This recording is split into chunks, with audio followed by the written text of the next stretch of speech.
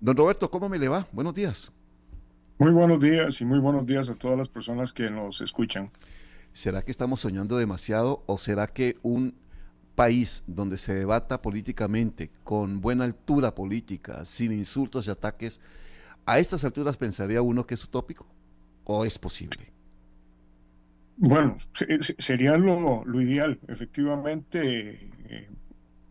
Yo no diría utópico, pero lamentablemente es un sistema, un modelito o un modo de actuar políticamente que se está repitiendo en todo el mundo. Trump, Bolsonaro, Milei, y para mencionar algunos. Entonces, hay un problema muy serio porque cuando desde la cúpula del país no se acepta debates, cuando desde la cúpula del país se utilizan una forma confrontativa con las demás poderes de la República, pues esto lo que lleva es a generar precisamente una eh, práctica de diálogo confrontativo sin llevar a precisamente un diálogo constructivo, un diálogo que permita la eh, confrontación de ideas sin tomarlo a nivel personal y la confrontación de ideas con el ánimo de llegar a consensos importantes, porque en una sociedad eh, hay una diversidad de criterios y de visiones de realidad muy, muy grande. Claro. En un país pequeño como Costa Rica, que no tenemos una población tan grande ya, pues sí, tenemos eso también, esa particularidad. Entonces, eh, ponernos de acuerdo es muy difícil, pero el problema es cuando llega gente que quiere imponer sus ideas y no permite que nadie disienta de ellas. Ahí tenemos claro un serio problema porque es cuando inician los autoritarismos Ajá. que se han estudiado por mucho. Ayer precisamente estaba viendo la, el pensamiento de la filósofa Arendt que estudia precisamente cómo aparecen los totalitarismos y cómo eso pasa porque la gente empieza a percibir precisamente esta forma de relacionarse a gritos, descalificando al otro de una manera poco, digamos, civilizada y poco educada, y además permitiendo que mucha gente piense que eso es lo correcto, que lo que se necesita es alguien que tome el poder absoluto y que realmente rompa con todos los derechos de las personas, como sucedió en Stalin de Rusia, ¿verdad? Claro.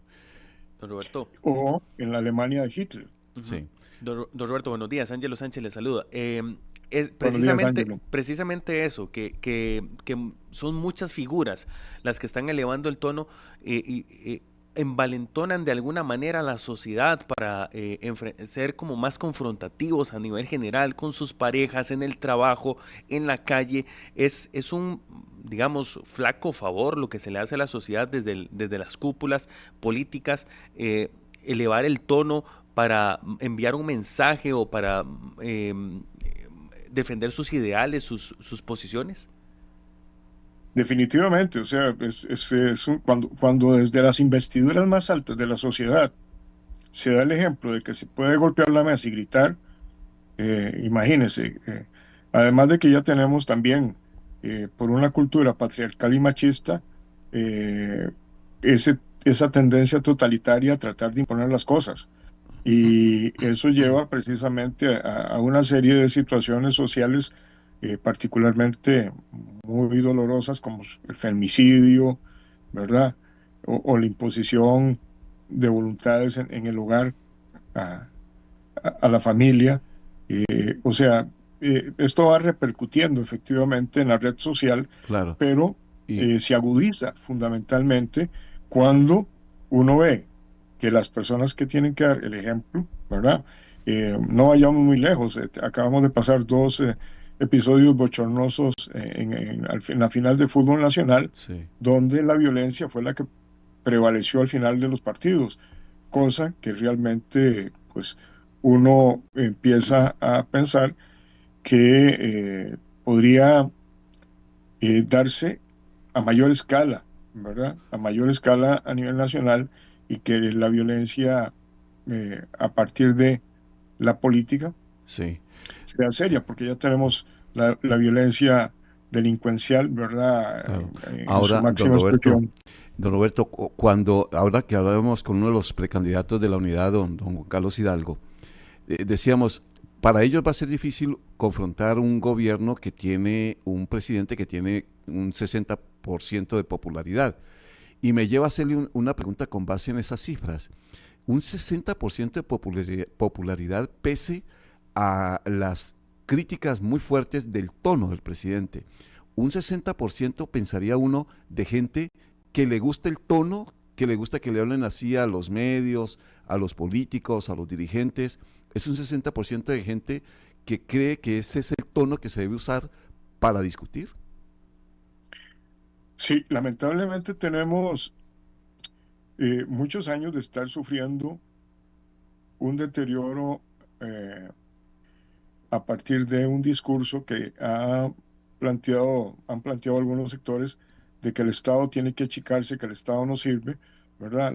La visión neoliberal del Estado es un Estado que no intervenga en nada, que Ajá. todo hay que dejárselo al mercado, y eso ha ido calando en la gente. La gente piensa que el seguro no sirve, la gente piensa que la Corte Suprema de Justicia no sirve, que la policía tampoco, y se empieza a perder la credibilidad en la institucionalidad, y eso es terriblemente peligroso, realmente. Y entonces una persona que venga a plantear que se come la bronca, que él va a arreglarlo todo, va a tener esa popularidad, aunque sea por su discurso, porque en realidad no ha solucionado problemas claros. Uno de los problemas más serios que tenemos es el problema del fisco. El fisco no cobra los impuestos que debe cobrar, y sin embargo está aumentando impuestos, está tratando de o hacer recortes a las instituciones más importantes del país, como es educación y seguridad. Em, no sé si tuvo la oportunidad de ver la publicación, bueno, que tenemos en Diario Extra, y además las fotografías que ya andan circulando en redes sociales sobre una valla publicitaria en diferentes partes del área metropolitana, donde aparecen cuatro figuras: el presidente de la Asamblea Legislativa, el presidente del Poder Judicial, doña Marta Costa, la Contralora, y el fiscal general, Carlos Díaz, y unas letras rojas grandes que dicen renuncien. A usted como sociólogo, ¿qué le dice que se envíe un mensaje como ese, más allá de quién viene o qué? ¿Qué le dice un mensaje como eso? Bueno, esto es una situación realmente muy seria, ¿verdad? Porque independientemente de quién lo haya puesto, así es como inician los regímenes totalitarios fascistas, ¿verdad? Eh, Tratando de denigrar las instituciones que sostienen la democracia. Y esto realmente debe llamar a una reflexión bastante grande. Recordemos que este tipo de discurso lleva en los Estados Unidos,